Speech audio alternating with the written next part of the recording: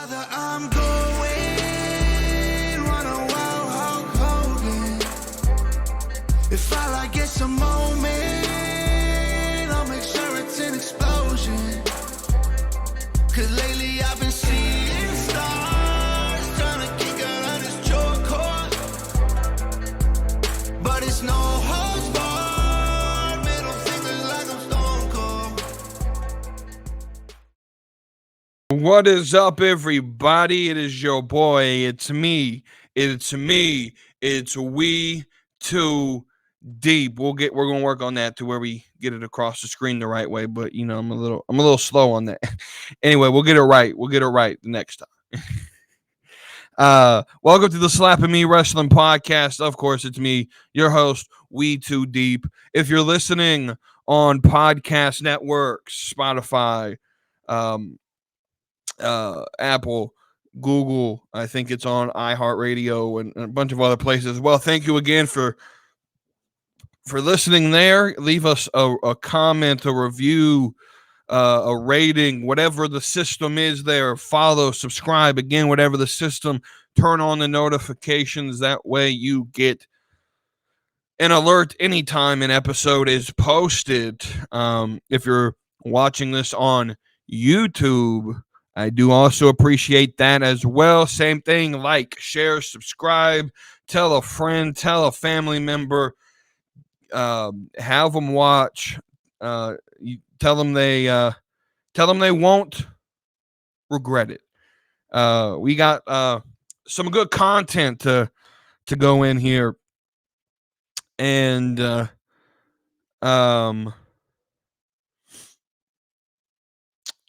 before we dive into that, let's get some housekeeping out of the way. If you're watching the YouTube version, you already see a change on the screen. If you're listening on podcast networks, you won't necessarily see it because, of course, you're not watching the video. But with that, me, Junkyard James, as well as Cody, have sort of come together and decided we want to build this thing as a community, and not just a community of just, you know, casual fans or just hardcore fans, but rather a community of wrestling fans. And with that, with me, Junkyard James, and Cody have come together, and James and Cody sort of already had this thing running, and I'm sort of joining into it. The Junkyard Media Group. You can see the logo on the video, the JMG logo there at the bottom left now.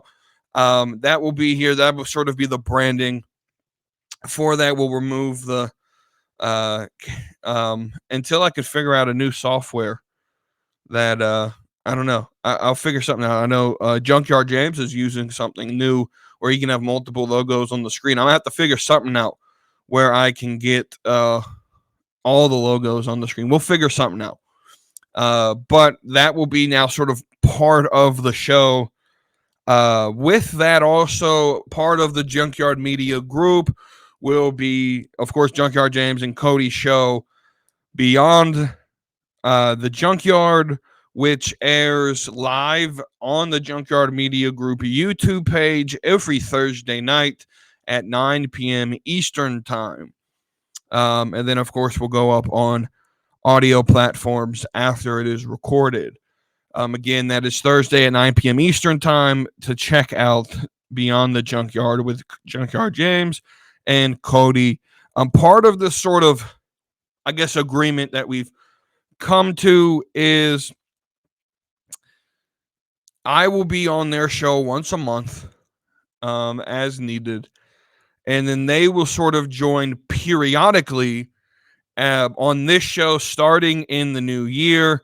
Also joining will be DJ Wavy D, who will become more of a recurring guest starting in the new year, and we'll get him on some of these shows as well.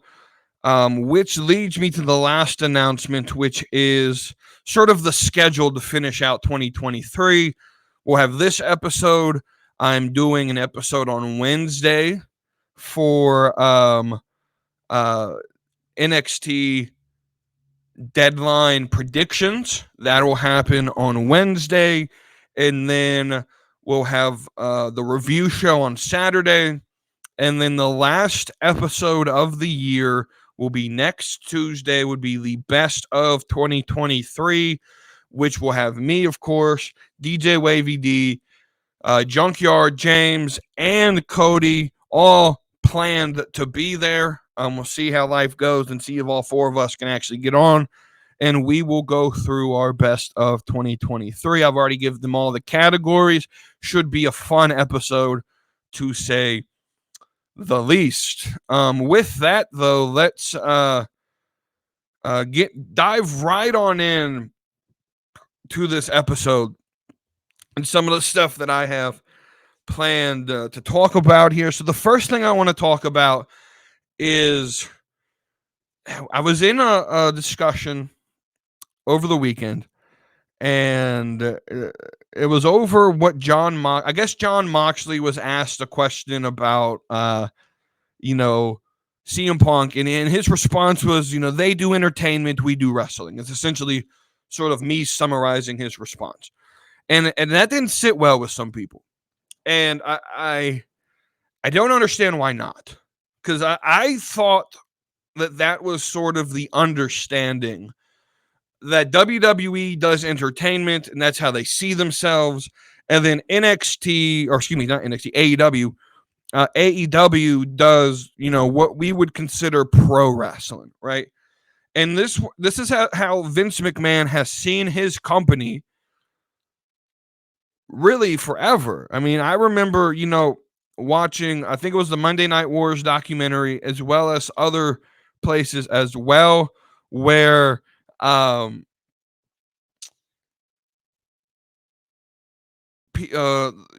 sort of lore and story is when Turner bought Jim Crockett, and it became WCW. He called Vince McMahon and said, "Hey, I'm in the wrestling industry," and Vince sort of nonchalantly pushed it off and said, "Well, I'm in the sports entertainment industry." That's how it's always been viewed. And so I had to defend AEW over the weekend. And I know you're probably looking at me like, what? You're defending AEW?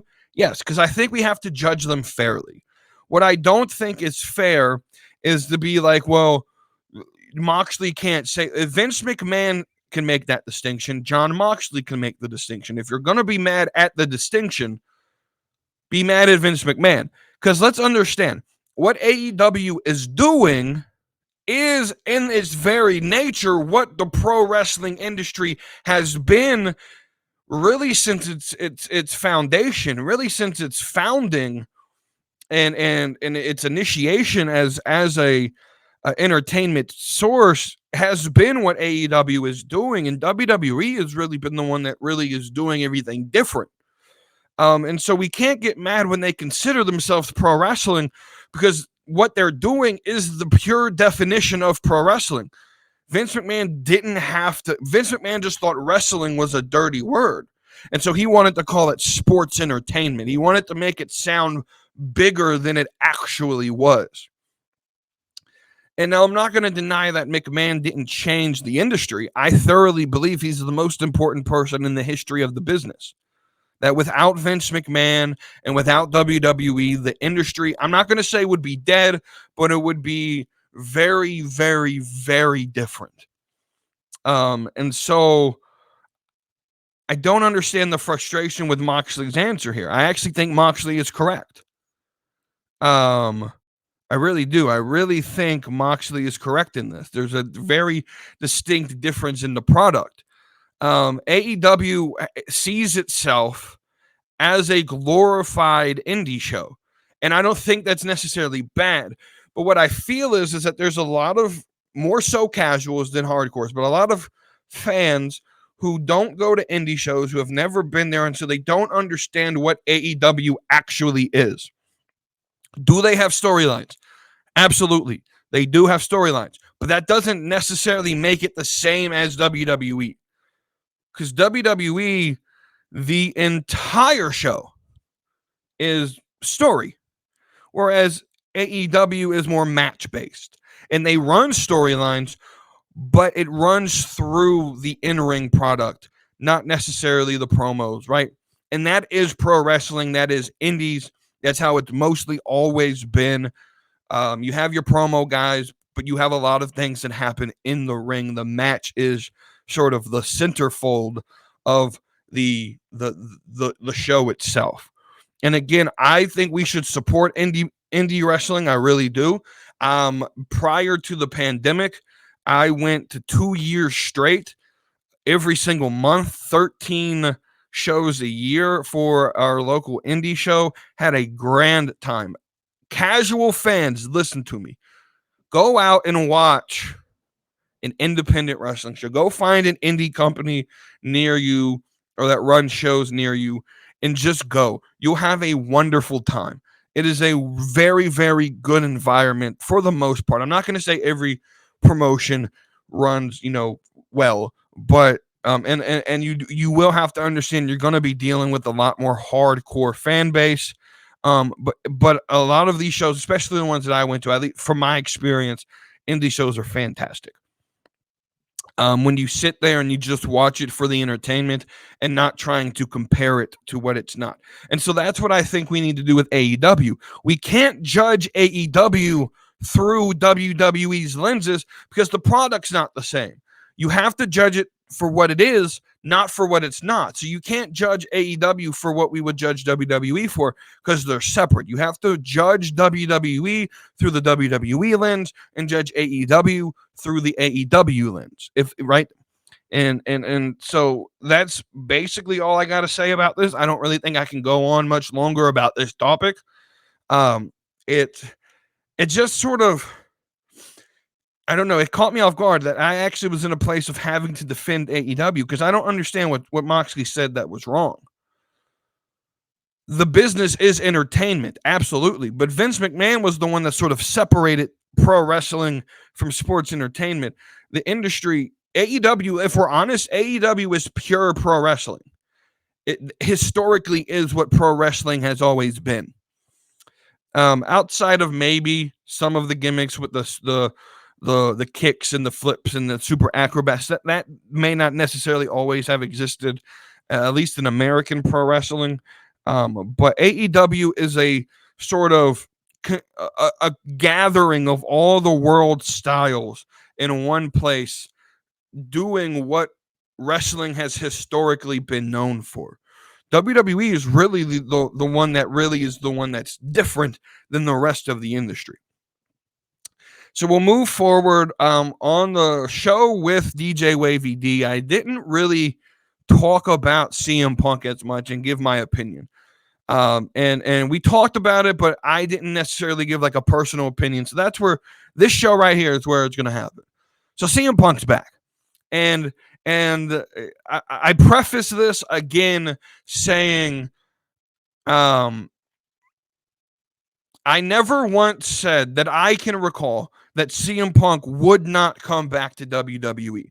I think anyone with some brain cells kind of figured that this was going to happen. My argument and my position was, even if he didn't come back, it was not a negative. I asked this question.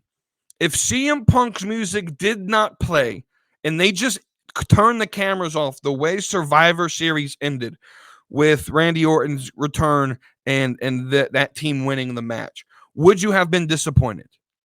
Because I was on an emotional high with Randy Orton. He's my favorite wrestler of all time. The show itself was kind of in my opinion, up till this match. The women's War Games match was pretty good until Randy's music hit, though. After that women's War Games, I really didn't have a lot to cheer for. And so when Randy's music hit, I was pumped. I got out of my chair. He started coming to the ring, and I was like, kick his ass, Randy, kick his ass, Randy, right? And I got hype for Randy. And then so he does his thing, the match ends, they win. If they would have just turned the camera off there, I would have been happy, right?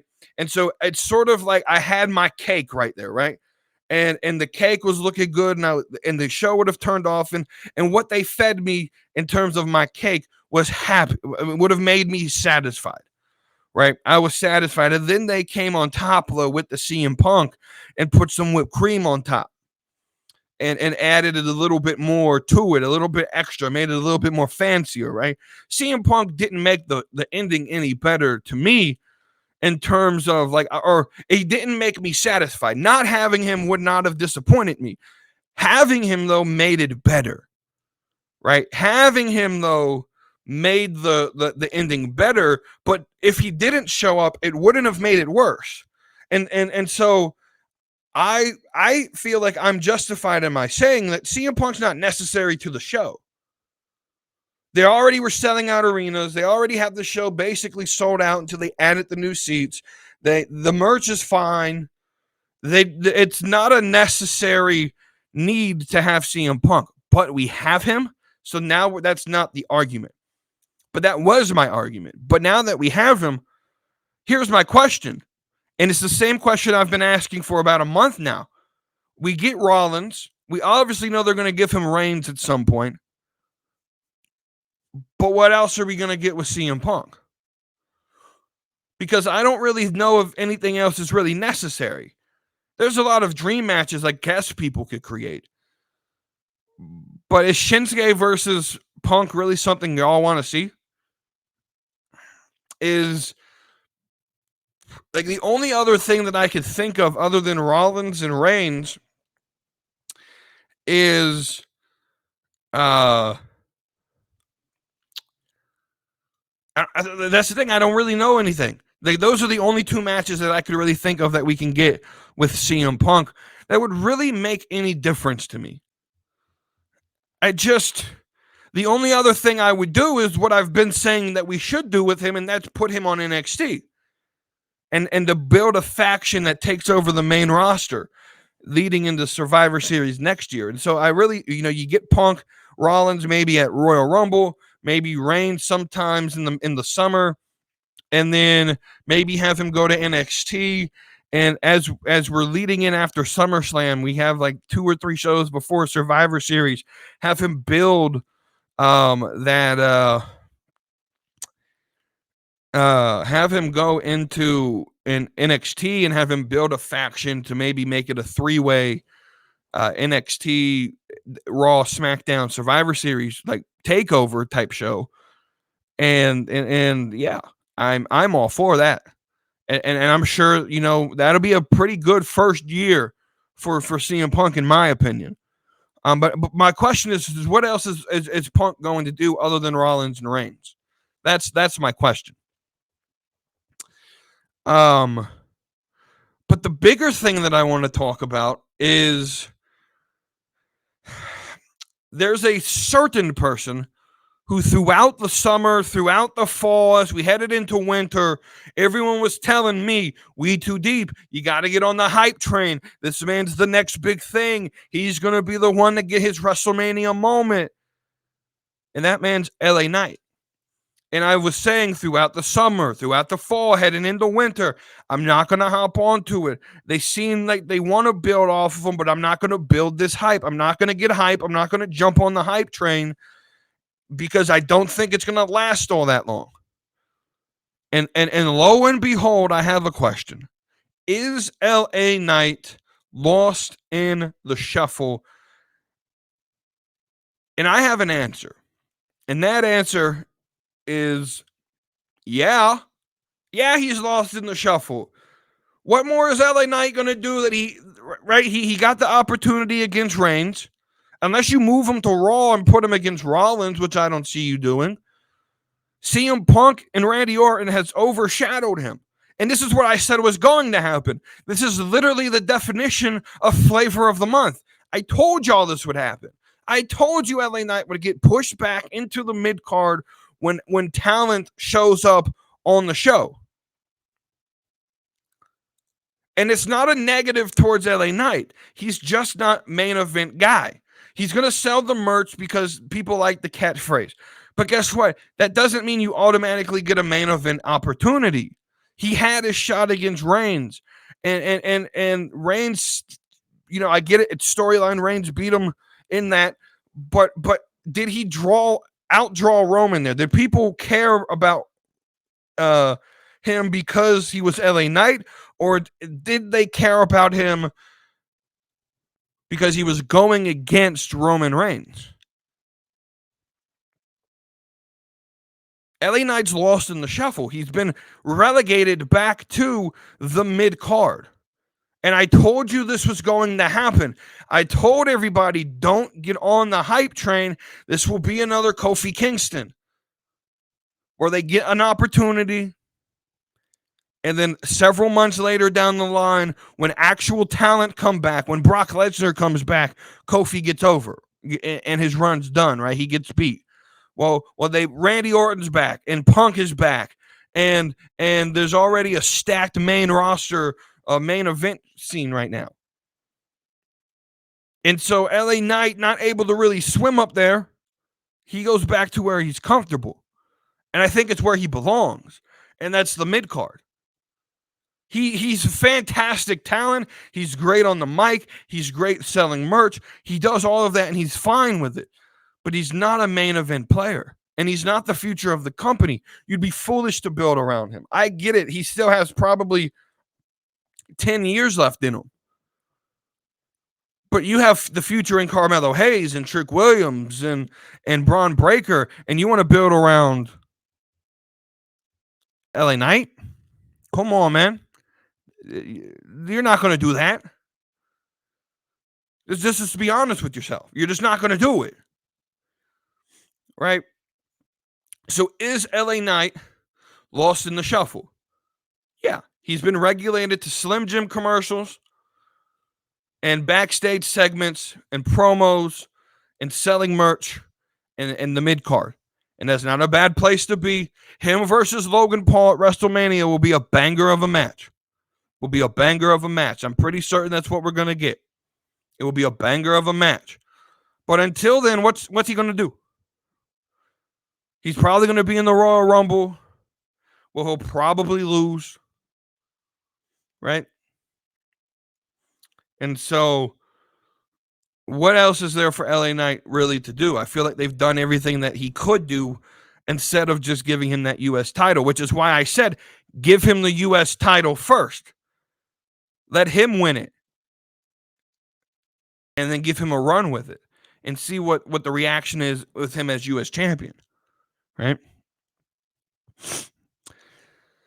All right. So we're going to go to our main thing, our main topic, our title, our episode title segment. And this is going to be the first ever WETOODEEP top 20 finest women in the WWE. This is in the spirit of DJ Wavy D, who released the top 25 WWE baddies, according to DJ Wavy D.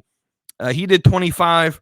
I technically have 21, and then we'll get to that when we get to that person who I added earlier this morning to make it 21. We'll tell you the story. But we'll go through. We'll start at 21. We'll work our way all the way up to the top of the list. And what I want you guys to look out for, and then put in the comments in either of the video on YouTube or in the Discord that you join. Tell me what you think the trend I want you guys to find. There's 3 trends that I sort of recognized as I was doing this list. I want to see if you guys catch the trends as well. I'm a trend person. See if you can catch what my trends are, or do I have like I found like I have like 3 separate types of women that I find myself attracted to, and I think you could sort of see that in this list.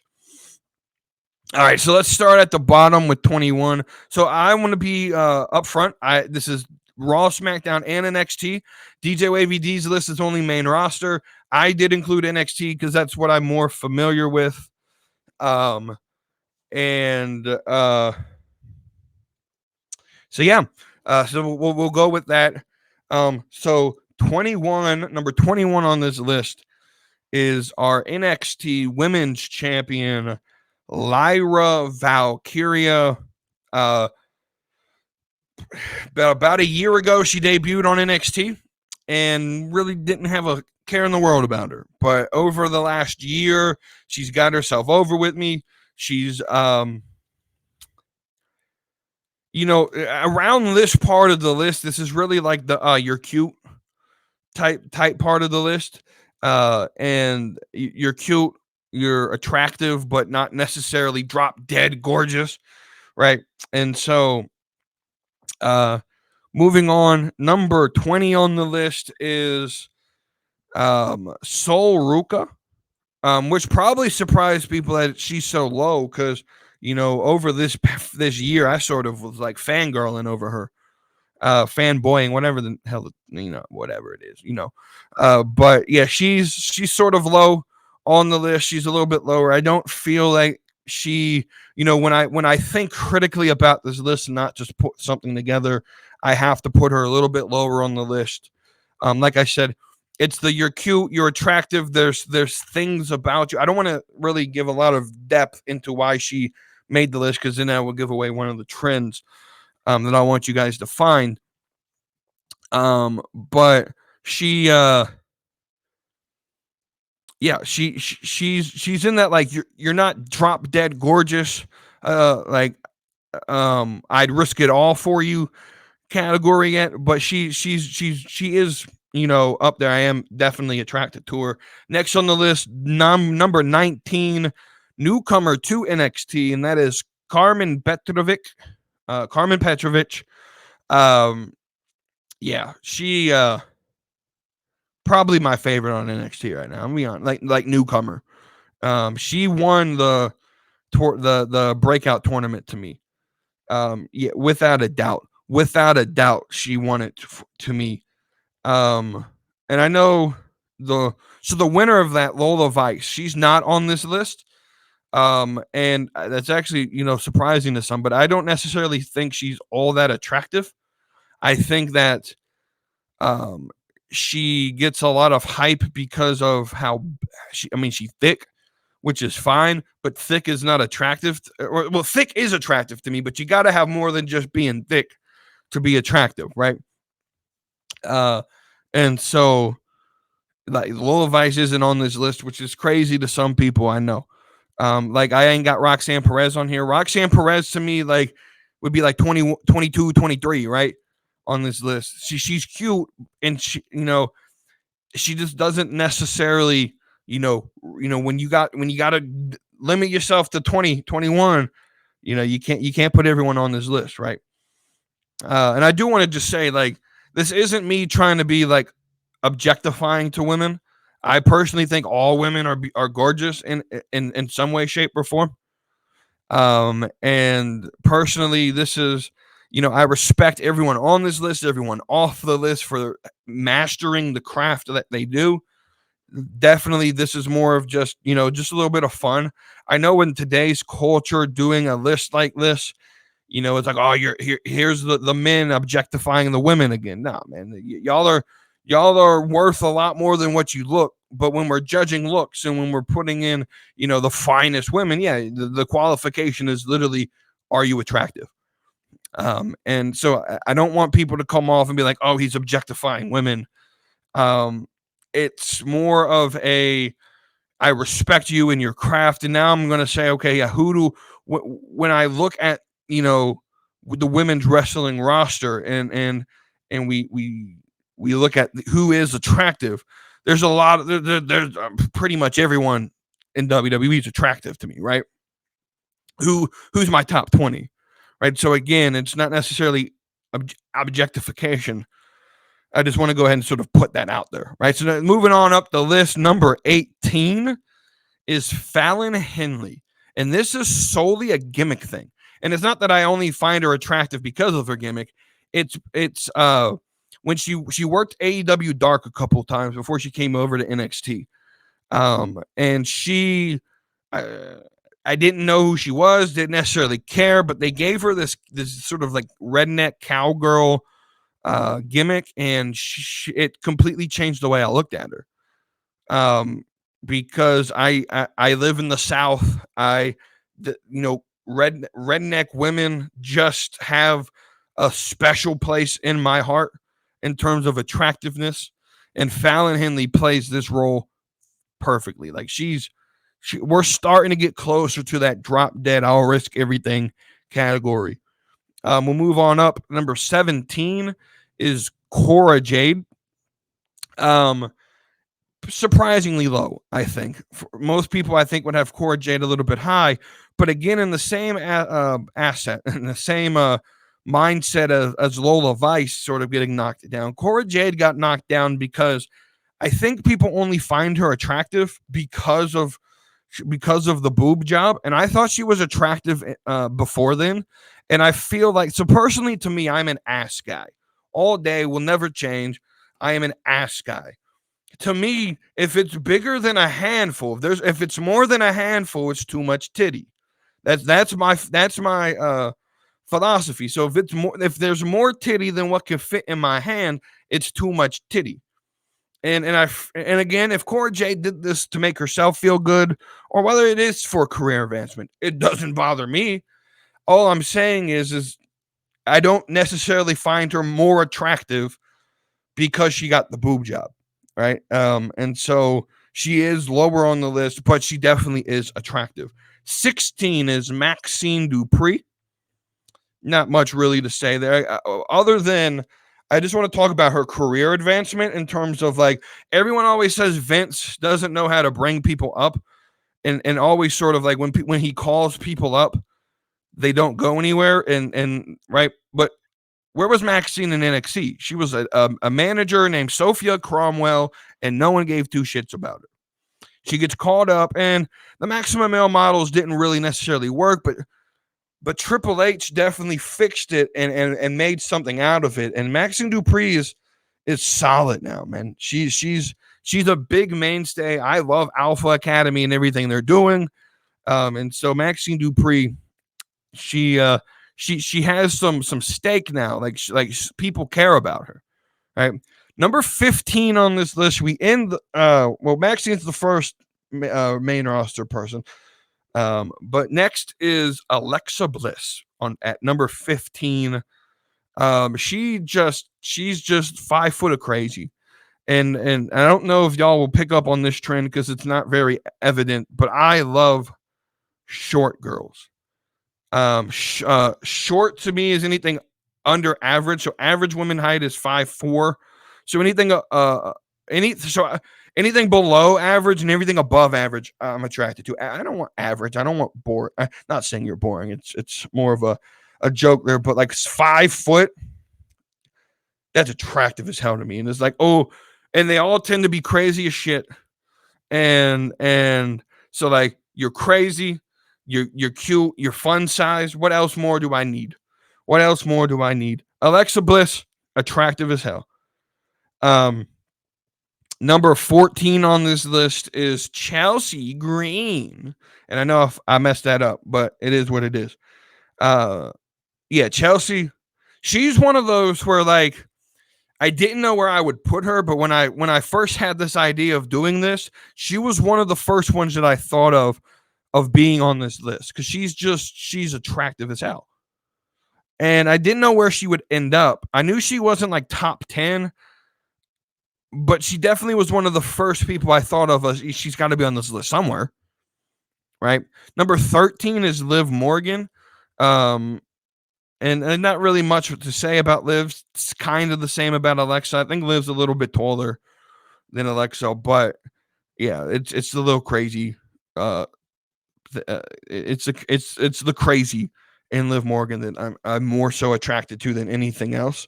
Liv Morgan gets a little bit knocked down because she's a little clumsy, and one of the trends that you'll find out, she's sort of the opposite of that trend. Number 12 is Bianca Belair. I think what really knocks me down is with Bianca is, I'll be honest, it's the braid. Like, her natural hair makes her so much more attractive, in my opinion. And so and I get it, it's the gimmick and it sells merch and all of that. But if they would let her go natural in her hair, and it's the short, like normal length hair and not the braid, she's so much more attractive. in my opinion. Number 11 is Charlotte Flair.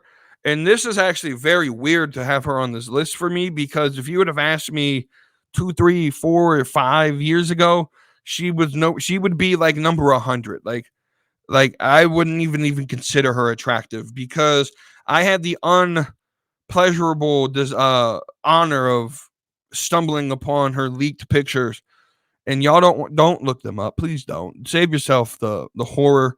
And for the longest time, whenever I saw Charlotte, I literally saw Ric Flair with boobs, and yeah, I think what really did it is they didn't let her play into her femininity, and now she's really playing into that, and so she's playing into her femininity on social, to where you could sort of see uh her womanhood, and I don't know about you, but just that in and of itself is attractive. Is seeing a woman be feminine is attractive to me. It's something that is super, especially in this culture where we sort of have uh, this sort of idea that standard masculinity and standard femininity are toxic, and we got to get rid of that, and we have to.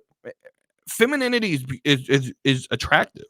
Just being feminine, and seeing her play into that on socials with, you know, uh, the way some of her, like, she plays into that now. She poses and she looks good, and and rather than always sort of staying in character, her sort of playing into her feminine side. I find that super attractive. So now we're at the top 10, and number 10 is the one I added this morning. So I finalized the top 20 minus her, right? And then I got on Instagram and I saw a picture of her, and I looked at her and I said, wait a minute. She's not on the list, and she has to be on the list, because she's like my secret crush right now. Like if she's like the new crush of the month for WETOODEEP over here. And that is Samantha Irving, and she has to be top 10, because she's a smoke show. And this is now starting the I will risk it all for you category, and yeah, she fits that category. Like, Ricochet, you got a lucky one. Yeah, like, you lucky, my dude. You lucky, my dude. Don't waste this opportunity. Because you got a lot of dudes waiting for you to slip up so they could come steal your girl from you. And she could sing, and she got a voice on her, and she seems like an awesome person to be around, and personality to me is more attractive than actual looks, in my opinion. And I mean, she looks good as well, so that's like an extra bonus, right? So Samantha Irving at number 10. At number 9, we have Jade Cargill. Yeah, I don't know if there's like, she literally looks like a Greek goddess. She is fine. And this, now we're starting to get to the fine with the capital FINE category. Number 8 is Sonya Deville. And I feel a lot of men put her lower on their list because she is lesbian. And that doesn't make a difference to me. She's fine. Like, she is fine. And I'm not going to hold her back because of who she deserves. None of these women would reciprocate how I feel with them anyway. So I'm not going to judge her harsher because she wouldn't reciprocate how I feel about her, right? And yeah, there ain't much else to say. Number 7 is JC Jane. She's the only one on this list that I personally have met. When she was on the indie scene, I talked about, I went to 2 years straight of independent shows. She was at one of them, or 2 of them actually. And I talked a little bit with her as I got to meet her, took a picture with her, chatted a little bit with her. And so probably a little biased there, because I sort of know, no, I don't know her, but like, I've talked to her and sort of got to actually physically see her personality. And so it's probably a little bit more biased in the list, but JC Jane is definitely attractive. Number 6 is Kiana James. I don't really think I need to say much about her. Just look at her and you'll understand. Number 5, here's our top 5. Number 5 is Nikita Lyons, and we haven't seen her in a while. She's always hurt. But come on now. Again, not much you got to say about Nikita Lyons. Just look at her and you understand every reason why she's in the top 5. Number 4, this is probably going to be the most controversial on the list, and that is Becky Lynch. But I don't know what it is about her. I don't know what it is, but I just don't know what it is about Becky Lynch. But she is mad beautiful, right? Just, I know when she came back, everyone thought that she was too skinny, and I didn't necessarily care. I thought as long as she was healthy and no health problems, she was fine. And yeah, I mean, there's just something about when Becky Two Cheeks walks into the ring, I pay attention. Maybe it's the Irish. I'm Irish. She's Irish. I'm obviously less Irish than she is, but it is a majority of my ancestry. And so maybe that's part of it. But yeah, Becky Lynch at number 4. Number 3 is Tiffany Stratton. And again, there's just something about, she's literally a Barbie, right? She's literally a Barbie, man. And she is attractive as all hell, right? And again, there's not much left to say other than like she's literally a Barbie. Just look at her and you understand it. Number 2 is mommy herself, Rhea Ripley.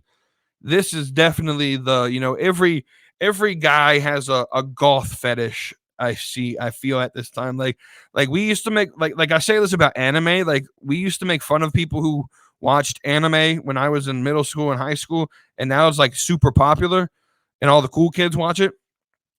I don't, but same thing with like emo goth girls. Like I remember like making fun of them in high school, like and never being attracted to a single emo goth girl. And now like Rhea Ripley has completely shifted my opinion on that. Like, God, now, I liked Rhea Ripley so much more though with the blonde hair when she first debuted. But goth Rhea Ripley, I'm not going to complain. I'm not going to complain at all about goth Rhea Ripley. There's just something about it, man. Something about it. I don't know what it is, man.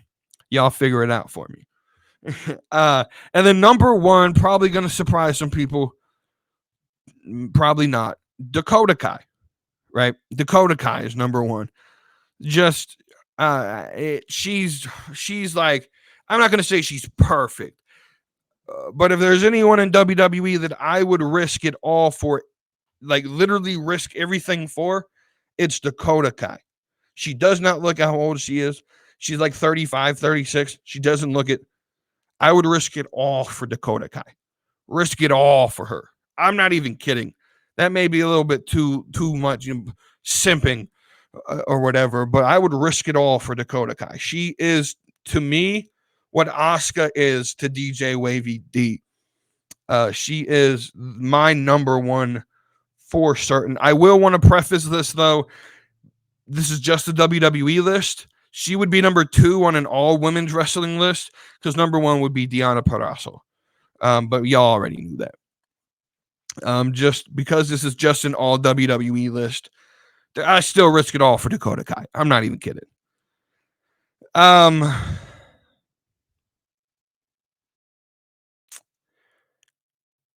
So yeah, that's that. Let's move on and end this episode with DJ Wavy D did leave some questions for us. And then we'll end this show. So he wants me to talk about, the foreign language barrier calling matches and my thoughts on that. I really don't necessarily have any necessary like actual thoughts on at the moment about it. I know it has to be difficult. I think what needs to happen is if there's going to be a match, you have to give them time to sort of script it. These matches can't be called on spot because that just leaves people in an awkward situation. I don't really have a lot of opinions on it though, to be honest. The bigger question that I want to talk about that he asked was about Bayley getting kicked out of Damage Control. He wants to know if I think she will actually be the one kicked out. And I do. I think the only swerve we could get is if it's not Dakota that's the leader of her being kicked out, and rather she lines up to protect Bailey. And it's an all Japanese faction versus Dakota Kai and Bailey and maybe another partner, 3-on-3, which leads me to his second part of that question about, do I think Sasha Banks will return? Yes, I do. I think eventually what we'll get is Bailey, Dakota Kai, Sasha Banks versus Io, Kyrie, and Asuka. I think that will be the match either at Royal Rumble, probably not Royal Rumble, but more than likely at WrestleMania. We will have a 6-woman tag match between those two teams. That's where I think that is headed. But yeah, definitely, I believe Sasha Banks is coming back without a doubt. I think I said this. I said this when Endeavor took over. I said this. Do whatever it takes to get Sasha Banks. Do whatever it takes to get the guys that AEW want. So what do? Bring in Punk. Bring in Sasha Banks. Rumor is they're going to bring in Okada. If MJF hasn't re-signed, do whatever it takes to bring in MJF. Bring in Ricky Starks. Bring in Wardlow, right? Just destroy AEW that way by just buying talent that they can't get. That is how you put them away. I don't want you to put them away. I want you to silence them and have them go into the little corner where they belong, right? But you do that by taking away access to the resources that they want. They want Sasha Banks, Mercedes Moné. So you bring her in instead, right? I think that's a nail in the coffin if you bring in Sasha Banks. That's another nail in the coffin of AEW if you do that. And I think it will happen at the Royal Rumble. So that's how we'll end it. Again, don't forget to check out this page, the WETOODEEP page, for deadline predictions on Wednesday. On Thursday, again, on the Junkyard Media Group YouTube page, Beyond the Junkyard with Junkyard James and Cody, 9 p.m. Eastern Time. Again, that's 9 p.m. Eastern Time. Click the link in the description for the Junkyard Media Group Discord, as well as slappingmeatwrestling.com for your Slapping Meat Wrestling podcast merchandise. Again, that is slappingmeatwrestling.com. Like, share, subscribe, share the audio with whoever wants to listen. Thank you all for a fantastic 2023 with only, 3 episodes after this for the year. I do appreciate everything that you guys have done over the year to the people who have stayed with me over this year. I appreciate it. Let's have a good 2024 as we head into the new year. Hope you guys, stick it out for the next 3 episodes, and then have a great Christmas, New Year's holiday season. And but thank you again mostly for watching today. And again, click all the links in the description to join the Discord and get your merchandise. Again, thank you for watching. My name's WETOODEEP. You can find me on Instagram and TikTok at WETOODEEP413. With that, again, thank you for watching and listening, and I will see you on the next episode. Brother, I'm going run a wild Hulk Hogan. If I like it's a moment, I'll make sure it's an explosion. 'Cause lately I